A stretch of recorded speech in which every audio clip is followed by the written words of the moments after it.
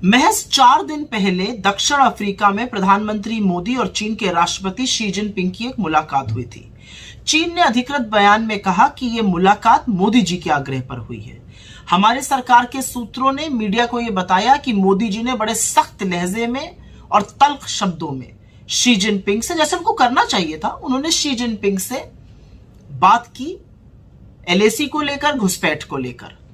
4 दिन बीते नहीं थे कि चीन ने एक नक्शा रिलीज किया अपना, और उसमें हमारे अरुणाचल प्रदेश, हमारे अक्साई चीन को अपना हिस्सा दिखा दिया।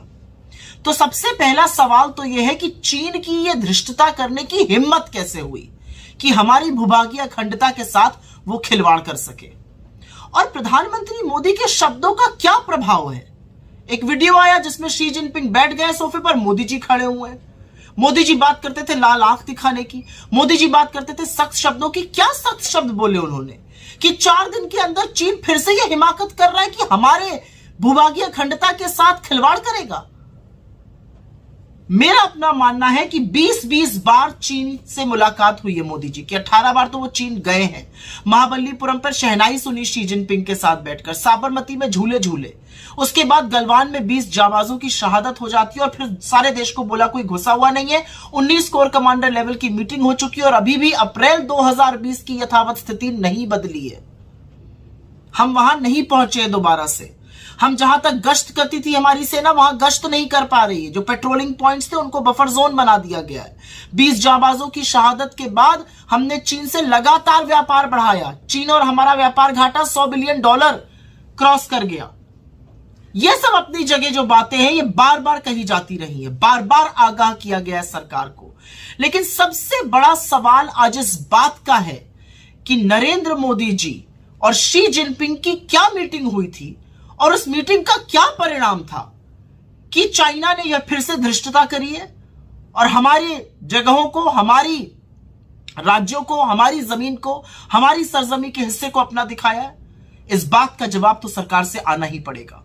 इससे ज्यादा हास्यास्पद बात और नहीं हो सकती। अक्साई चीन हो या अरुणाचल प्रदेश हो, आप 1865 की जॉनसन लाइन देख लीजिए, आप मैकमोहन लाइन देख लीजिए, किसी भी लाइन को अगर आप देखेंगे तो अक्साई चीन और अरुणाचल प्रदेश भारत का अभिन्न अंग था, है और रहेगा। लेकिन प्रधानमंत्री ने जो क्लीन चिट दी थी चीन को, उसके बाद अभी पिछले हफ्ते साउथ अफ्रीका में जो प्रधानमंत्री की बॉडी लैंग्वेज थी ब्रिक्स समिट पे अपने चीनी राष्ट्रपति के सामने, वो देखकर बड़ा बुरा लगा, दुख हुआ कि 140 करोड़ लोगों के प्रधानमंत्री ऐसे आगे हाथ बांधकर खड़े रहेंगे।